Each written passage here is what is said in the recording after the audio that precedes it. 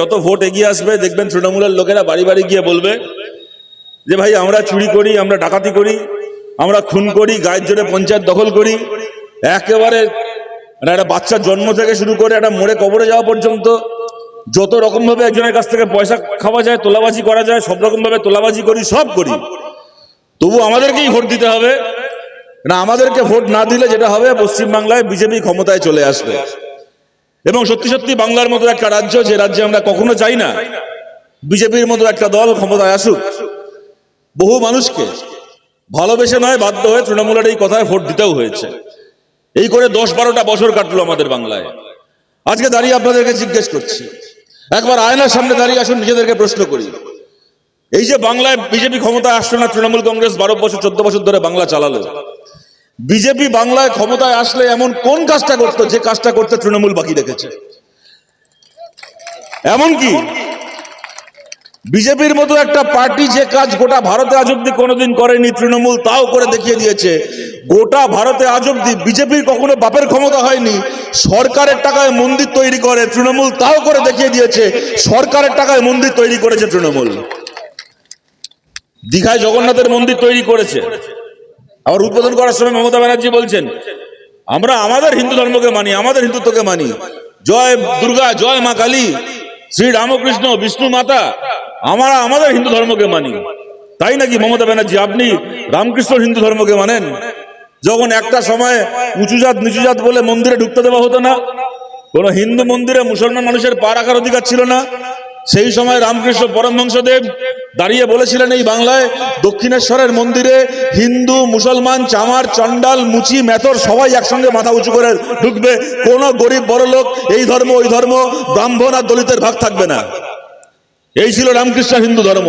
আর আপনি মমতা ব্যানার্জি সরকারের টাকায় দীঘার জগন্নাথের মন্দির বানিয়েছেন। সেই মন্দিরের ভেতর একটা জায়গা অব্দি মার্ক করে দেওয়া আছে, যারা যারা গেছে দেখে এসে বলেছে, আপনারা জানেন যে এই জায়গা অব্দি সব ধর্মের মানুষ যেতে পারবে, আর এই জায়গার পর থেকে খালি হিন্দুরা ঢুকতে পারবে, কোন মুসলমানের পরে পা রাখতে পারবে না। মমতার তৈরি দীঘার জগন্নাথের মন্দিরে এত বড় আস্পর্ধা। সরকারের টাকায় মন্দির বানিয়েছেন, মানুষের ট্যাক্সের টাকায় মন্দির বানিয়েছেন, তাতে হিন্দুরও ট্যাক্স আছে, মুসলমানেরও ট্যাক্স রয়েছে। যে জিনিস আজ পর্যন্ত কোনোদিন বিজেপির ক্ষমতা হলো না করা, সেই জিনিস করে দেখিয়ে দিলেন। খালি করলেন তাই নয়, সেখানে আবার মুসলমান এই অবধি, হিন্দু ওই অবধি বলে আবার ভাগাভাগি করলেন। আপনি মমতা ব্যানার্জি কোন কাজটা করতে বাকি রেখেছেন বাংলায়, যা বিজেপি আসলে বাড়তি করত? এখন আবার উত্তর বাংলা, আপনারা দেখেছেন উত্তর বাংলার 4-5টা জেলা বন্যায় ভেসে গেল। যখন বন্যা হচ্ছে, উত্তর বাংলা ডুবছে, মমতা বন্দ্যোপাধ্যায় রেড রোডে নাচন গদন করছিলেন কতগুলো ফিল্ম স্টারকে নিয়ে। নাচ গান শেষ হলো, দুদিন পরে উত্তর বাংলায় বেড়াতে গেলেন। উত্তর বাংলায় বেড়াতে গেলেন, দেখে বন্যা এই অবস্থা, স্কুল ভেঙে গেছে, হাসপাতাল ধসে গেছে, ব্রিজ কালভার্ট উপরে নদীতে বয়ে গেছে।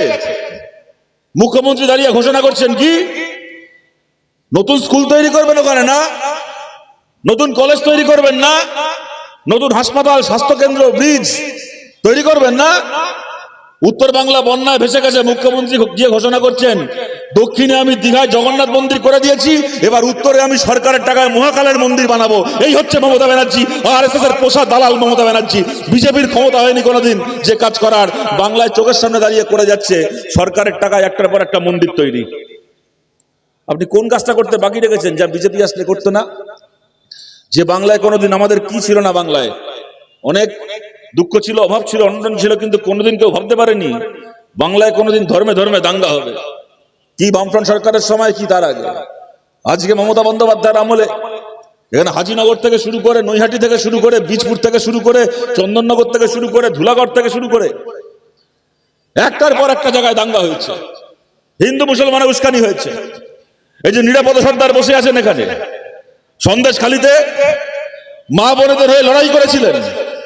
সন্দেশখালীর ওই শেখ শাহজাহান আর ওর ওই দুই চামচা শিবু আর উত্তম দিনের পর দিন ধর্ষণ করতো মা বোনেদেরকে, পার্টি অফিসে নিয়ে গিয়ে লড়াই করেছিলেন, সন্দেশখালীর মানুষের জন্য জেল খাটিয়েছে।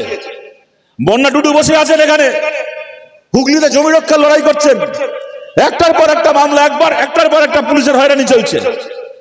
শয়ে শয়ে হাজারে হাজারে আমাদের কমরেড, কেউ কৃষকের জন্য জমির লড়াই করতে গিয়ে, কেউ শ্রমিকের জন্য মজুরির লড়াই করতে গিয়ে, কলেজে ছাত্র ভোটের জন্য লড়াই করতে গিয়ে জেল খেটেছে, মার খেয়েছে, খুন হয়েছে। আর আজ অব্দি পশ্চিম বাংলায় গত 10 বছরে 12 বছরে ধর্মের নামে দাঙ্গা করতে গিয়ে একটা লোকের জেল হল না পশ্চিম বাংলায়। এই হচ্ছে মমতা ব্যানার্জির রাজত্ব। একটা লোক এখানে আপনি যা করবেন, মিটিং করুন, মিছিল করুন, ধর্মঘট করুন, আপনার জেল হবে। ধর্মের নামে দাঙ্গা করুন, সরকার আপনার গলায় মালা পরাবে। ধর্মের নামে দাঙ্গা করতে গিয়ে কাউকে জেল খাটতে হবে না। এই রাজ্য বানিয়েছেন মমতা ব্যানার্জি।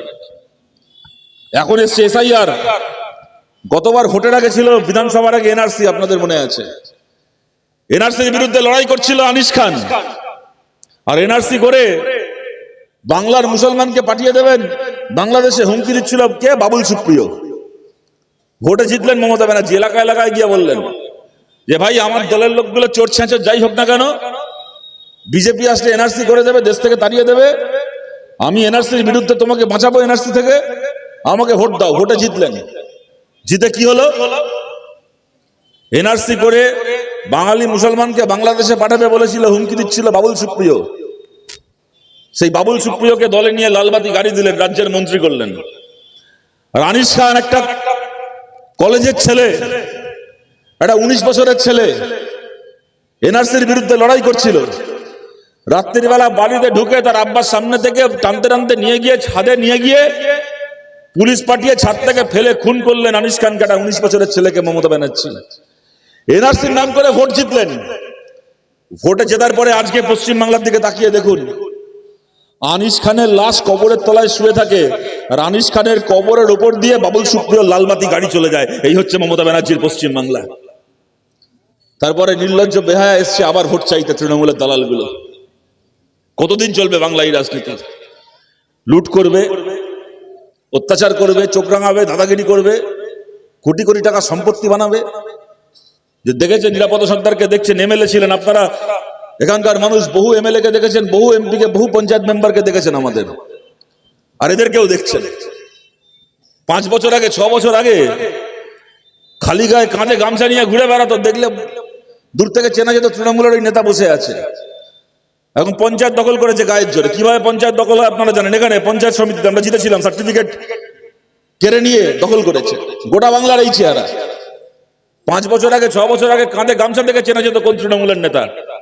5 বছর পঞ্চায়েত চালিয়ে এখন তাদের কাঁধে আর গামছা দেখবেন না।